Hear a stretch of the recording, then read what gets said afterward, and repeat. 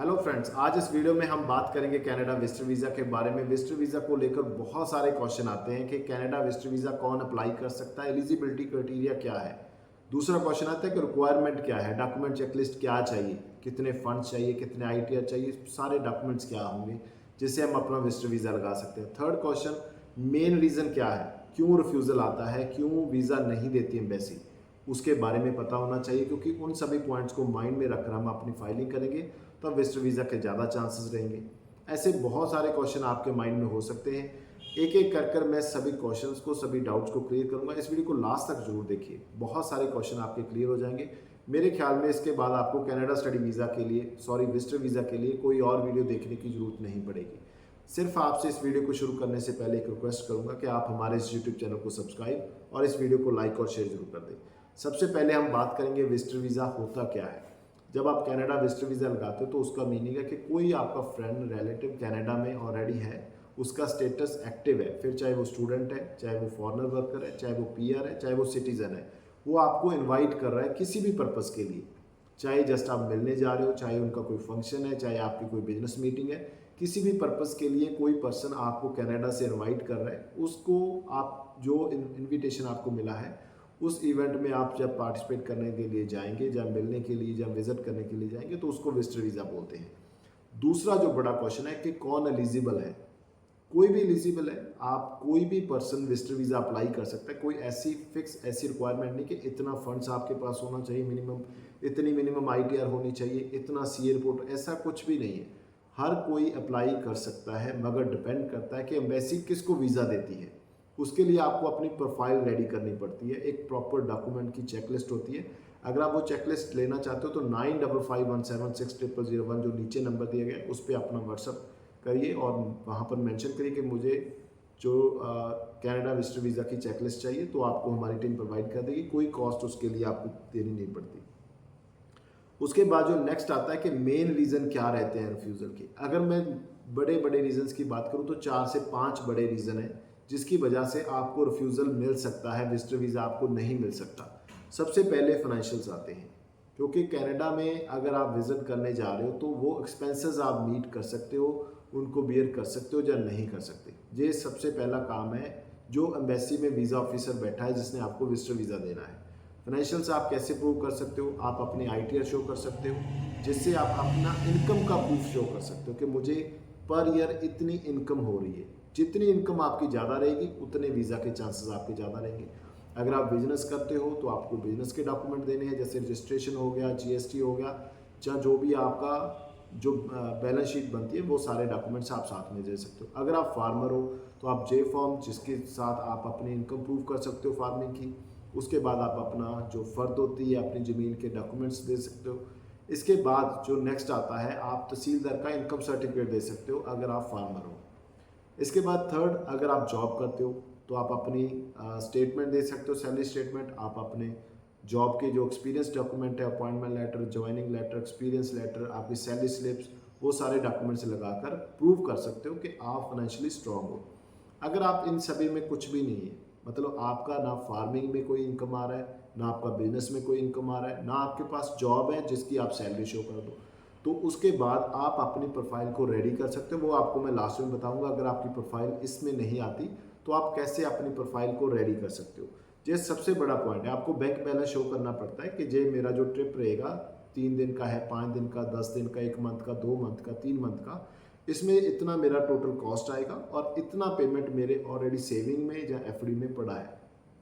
तो मुझे कोई प्रॉब्लम नहीं है, मैं जाऊंगा उसमें से अपना जो एक्सपेंस है करूंगा और वापस आ जाऊंगा। तो मीनिंग सिर्फ फाइनेंशियल में इतना आता है, ठीक है। सी एयरपोर्ट होती है। सी एयरपोर्ट अगर आपकी बहुत अच्छे आपके पास एसेट्स हैं इंडिया में या जिस भी कंट्री से आप अप्लाई करते हो तो वो एसेट्स आप साथ में अटैच कर सकते हो। दूसरा बड़ा रीज़न होता है फैमिली टाइज। वीज़ा ऑफिसर ने अभी सेकंड जो पॉइंट देखना है कि आप इंडिया या किसी भी जो आपका कंट्री है वहाँ पर विजिटर वीज़ा लेकर जाने के बाद वापस आएंगे या नहीं आएंगे। अभी उसके लिए फैमिली टाइज में कौन सी फैमिली आप काउंट कर सकते हैं। फॉर एग्जांपल आप 18 साल से बड़े हैं तो आपकी फैमिली, आपके स्पाउस और आपके बच्चे होंगे, आपके मदर फादर नहीं होंगे।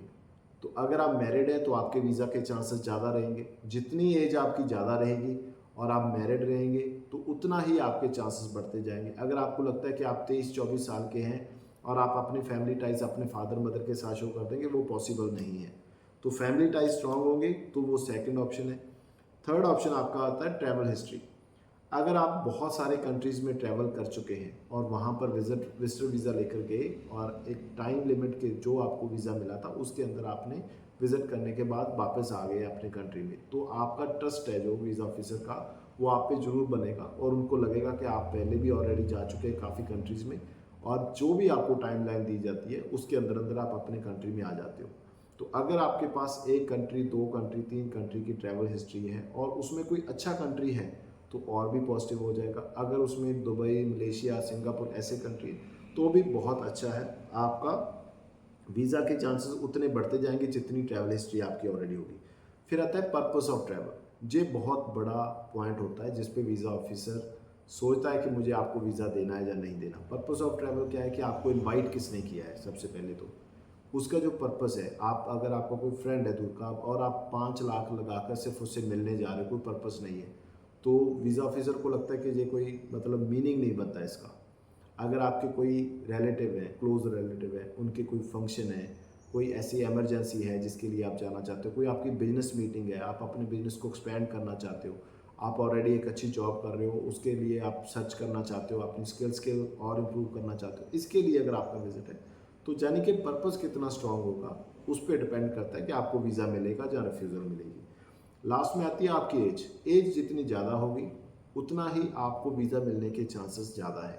अगर आपका एज ग्रुप आता है 18 टू 30 तो इस ग्रुप में बहुत कम चांसेस होते हैं। अगर आप मैरिड नहीं हैं, 18 टू 30 के बीच में आपका एज ग्रुप है, तो सबसे कम चांस रहते हैं कि आपको वीज़ा मिले। हाँ, दो कंडीशन रहती है।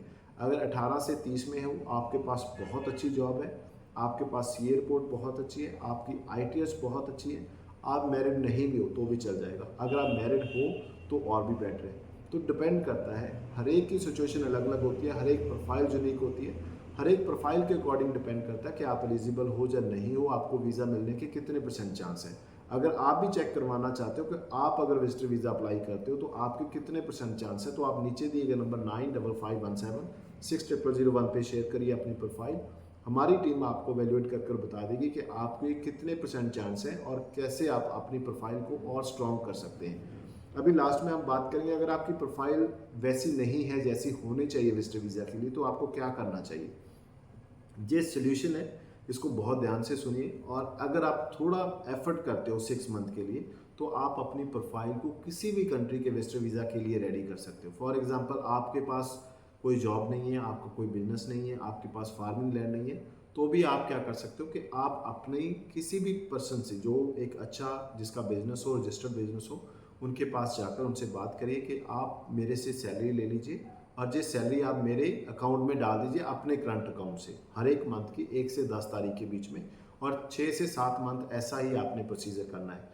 पिछले साल का ITR आप उसी सैलरी के बेस पे, अगर आपका 40,000 का सैलरी आप शो कर रहे हो, 45,000 का सैलरी शो कर रहे हो, 50,000 का सैलरी शो कर रहे हो, उसी के बेस पे आप पिछले साल की ITR फाइल कर दीजिए और इस साल की ITR, मतलब 2 साल की आपके पास ITR हो जाए और उसका 6 मंथ का आपके पास सैलरी का ट्रैक हो जो आपके अकाउंट में आता हो उस कंपनी के करंट अकाउंट से। आपके पास दो मेन डॉक्यूमेंट रेडी हो जाते हैं। सबसे पहला होता है आपका ITR जो 2 साल का है, 4-5 लाख का। दूसरा आपके पास 6 मंथ की सैलरी स्टेटमेंट जो आपके बैंक में आई है, जो बहुत स्ट्रॉन्ग प्रूफ रहता है। इसके बाद अगर आप एक दो छोटे कंट्री जैसे दुबई हो गया, जहाँ आप सिंगापुर, मलेशिया, थाईलैंड ऐसे कंट्रीज़ में अगर विज़िट करते हो और शॉर्ट टाइम के लिए विजिट करके वापस आ जाते हो, यानी कि अपने पासपोर्ट पे 1-2 स्टैंप लगवा लेते हो जिसपे आपकी टोटल कॉस्ट आती है 10-20 हज़ार पर ट्रिप की।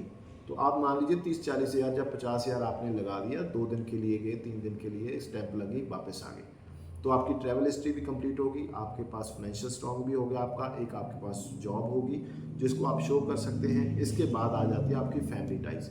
अगर आप मैरिड हैं तो बहुत अच्छा है, अगर आप मैरिड नहीं हैं तो आप अपने फैमिली, अपने फादर मदर को ही प्रूव करने की कोशिश करेंगे कवर लेटर में। और अगर आपकी कोई रिलेटिव है या कोई फ्रेंड है तो वहाँ से देखिए आप कैसे अपने जो विजिट है उसको एक पर्पस दे सकते हो, कैसे उनकी हेल्प के साथ एक पर्पस साथ में ऐड कर सकते हो जिससे आपके वीज़ा के चांसेस काफ़ी स्ट्रांग हो सकते हैं। और कनाडा में जाकर आप विजिटर वीज़ा पर अगर जाते हैं, आपके फ्रेंड या रिलेटिव आपकी हेल्प करते हो, तो वहाँ पर आप visitor visa to study visa भी चेंज कर सकते हैं, visitor visa to work permit भी चेंज कर सकते हैं। उससे आपका काफ़ी पैसा और आपका टाइम दोनों सेव हो सकते हैं। उम्मीद करता हूँ कनाडा विजिटर वीज़ा को लेकर जितने भी डाउट, जितने भी क्वेश्चन आपके माइंड में थे, काफ़ी क्लियर हो चुके होंगे।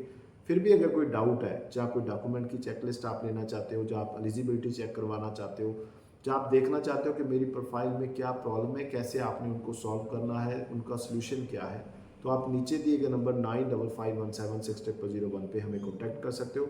हमारी टीम आपकी 100% हेल्प करेगी और हेल्प के लिए हमारी टीम आपसे कोई पैसा चार्ज नहीं करेगी। विजिटर वीज़ा की प्रोसेसिंग फ़ीस अगर मार्केट में आप देखते हो तो बहुत ज़्यादा है। हमारी कंपनी आपसे सिर्फ चार्ज करती है 20,000 पर केस पर पर्सन। तो उम्मीद करता हूँ आपको हमारे जो एफर्ट्स अच्छे लगेंगे। आप सभी से रिक्वेस्ट मेरी यही रहेगी कि आप हमारे इस यूट्यूब चैनल को सब्सक्राइब और इस वीडियो को लाइक और शेयर जरूर करें। Thank you so much.